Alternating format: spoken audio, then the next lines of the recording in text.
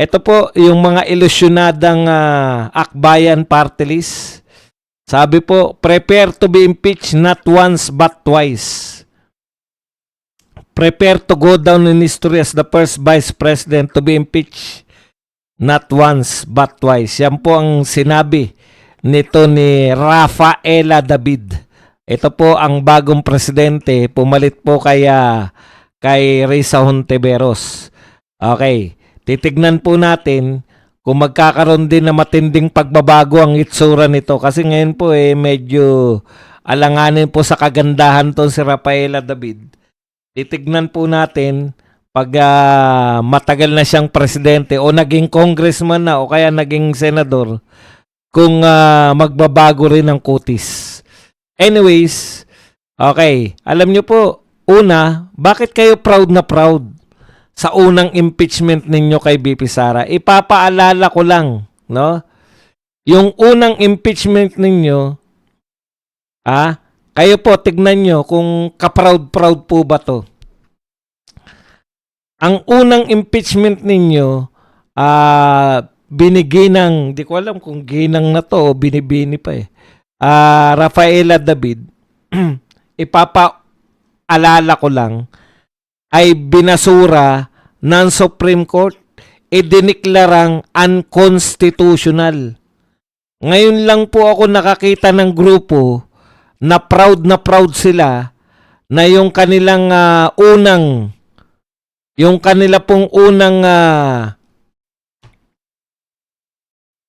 impeachment, proud po silang diniklarang unconstitutional.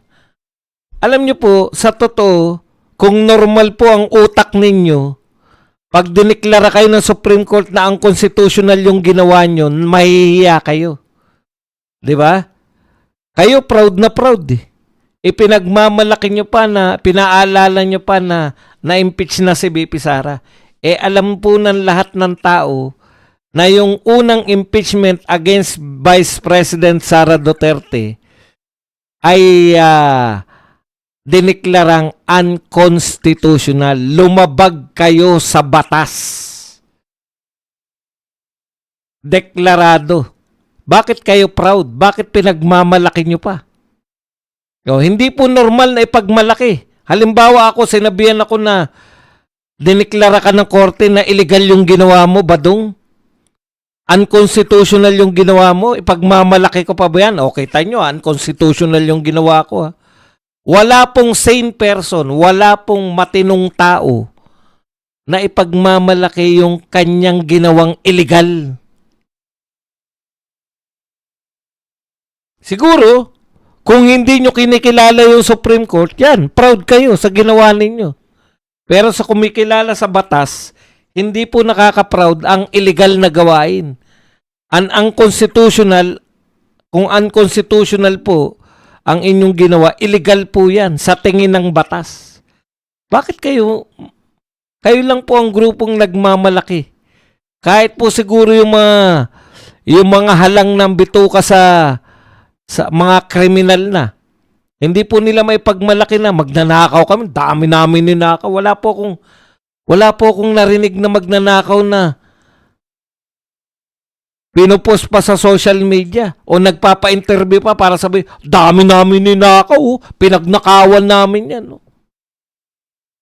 O ano ba yung pagnanakaw? Illegal. Labag sa konstitusyon.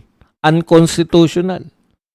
Kayo, proud na proud kami, Ang constitutional yung ginawa namin,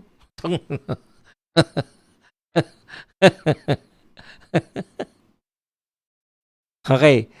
Sagutin natin punto per punto tong tukmol na to. Fanny, it rattled her enough to release a video message not to answer the serious charges. Ikaw ba, Rafaela David, dinidemanda ka? Sasagutin mo siya sa press yung demanda sa'yo? Saan mo dapat, ano ang proper? Saan mo dapat sagutin pag ikaw ay nireklamo? Sa korte. Kung siya ini-impeach nyo, hindi ba kayo makapaghintay? In-impeach nyo na, gusto nyo pa sagutin kayo ngayon? O ikalawa, actually sinagot na kayo Proud na proud kayo, pero ang sagot sa inyo, wala namang basehan yung inyong nerereklamo sa akin. Okay. Desperado raw si BP Sara na kaya inatake yung kanilang chair emeritus na si Senator Risa Hontiveros. Nag-release daw ng video message si BP Sara dahil desperado siyang atakihin si Risa Hontiveros. So, ibig sabihin, ang sinasabi niya, grabe kasi, no? Talagang desperado na siya. Ibig sabihin, first time niyang umatake. Pwede mo sabihin niya kung first time ni BP Sara umatake. Ipapaalala ko lang sa iyo, Rafaela David. Hindi special yung ano mo, yung chairman emeritus mo na si Risa Hontiveros. Normal sa mga Duterte yung atakihin yung mga bumabanat sa kanila. Bakit? Hindi sila sanay na nagdedemanda eh. Alam po nila na dapat kung ikaw ay politiko, alam po nila na dapat kung pinasok mo yung politika, hindi ka balat sibuyas. Yung amo mo eh. Mayat maya nagdedemanda eh. Kasi hindi naman niya kayang mamulitika. Hindi niya kaya yung politika, hindi niya bait-baitan, pero pinakasalbahin naman sa lahat. Oo, kayo ang typical na santong kabayo, banal na aso. Yung kanta na yun.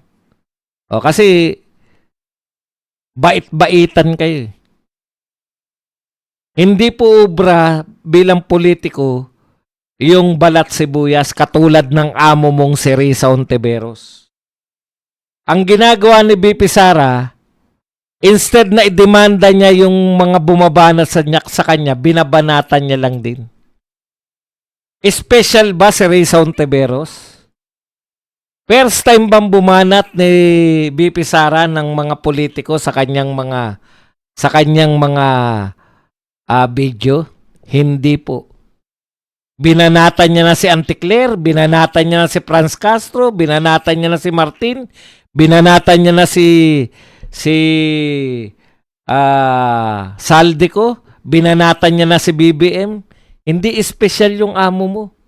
Huwag niyong palabasin na nag-effort pa si BP Sara na mag-video para lang banatan yung amo mo. In fact, ang sinasabi niya sa video, walang kakwenta-kwenta yung sinampan nyo sa kanyang impeachment case. Yun ang binidyo niya. Dahil ang amo mo noon pa nagbabalak na maging presidente ng Pilipinas, pero sa isang kondisyon, i-eliminate si BP Sara. Yun yung pinarinig. Nilalantad yung amo mo. Ang lakas ng mag-ambisyon na maging presidente, pero aminado na gagawin niya lahat para mawala sa kapangyarihan yung anak ni Digong. Hindi special si Risa Hontiveros. Naintindihan mo? Hindi siya ang kauna-unahang ginawan. Ang kahilera niya lang si Anticler, si Franz Castro. Mas marami pang ang video si BP Sara laban kay Franz Castro eh. Ibig mo sabihin, magkalibel lang si Franz Castro. Kung ang batayan mo ay nag-effort na mag-video dahil sa yung puon na si Risa Hontiveros, Our Lady of Immaculate Insertion, alam mong hindi totoo yan. O hindi nyo talaga inalam. Kasi proud na proud kayo, binanatan kayo ni BP Sara eh. Si Trillanes, ang daming beses binanatan. Pati nga yung mga walang katuturan eh. Na tao katulad ni Franz Castro at ni Anticler, binabanatan eh. Feeling nyo naman, special. Gumawa pa raw ng video si BP Sara. Saan binabanatan ni BP Sara sila Franz Castro? Sila Anticler? sila Trillanes, sila Saldico, Martin Romualdez, BBM. Pati yung asawa ni BBM, binabanatan. Saan? Hindi ba video rin? Sa video lang. Hindi po nagsusulat si BP Sara. Kung may babanatan siya, true video. Kaya wag nyong napaka-special ni... Pinalalabas nila, tuwan-tuwa sila. Special, oh. Special si Risa Ontiveros lang binanatan. Utot nyo. Hindi siya special. Nangarap kang maging presidente tapos takot ka kay BP Sara?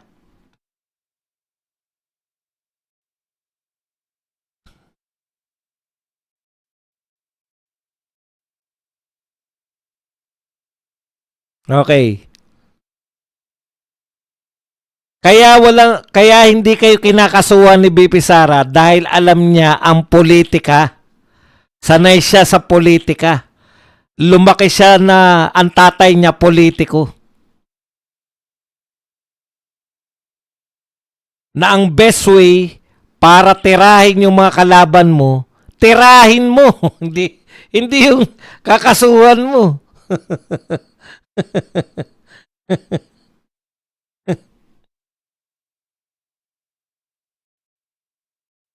Mana yan sa tatay niya. Hindi po dinimanda ng tatay niya si Leni Robredo, si De Lima, si Trillanes. Taliwas po sa gustong palabasin ni De Lima na pinag-initan siya. Bakit? Kung may pag-iinitan si Tatay Digong na idedemanda niya, si Trillanes yun. O kaya si Leni Robredo. Kasi mayat mayang bumabanat yun. Ikaw, hindi ka naman importante, Laila De Lima. Kaya ka nakulong, hindi dahil pinag-initan ka ni Duterte. Kaya ka nakulong, may mga testigo laban sa'yo. At narinig namin. Oh. Kaya ikaw, Ping Lacson, mali yung gusto mong palabasin na interparliamentary courtesy. Dahil nakita namin yung HOR, inimbestigahan si De Lima na senador, kahit wala si De Lima. Pwede mong imbestigahan sana yung 67 contractor kahit hindi sila umattend. Pwede mo sana imbestigahan si Martin kahit hindi umattend.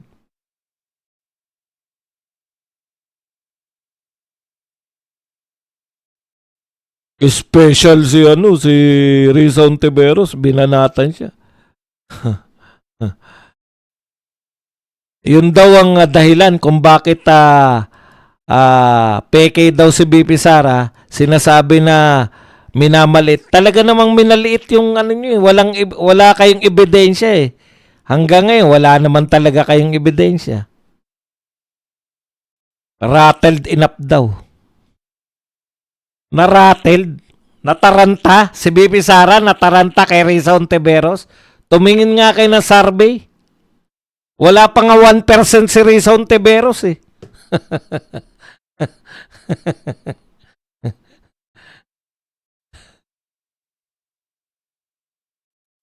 Ginugulo lang namin ang mga utak nyo. Hindi nyo alam ang ginagawa namin.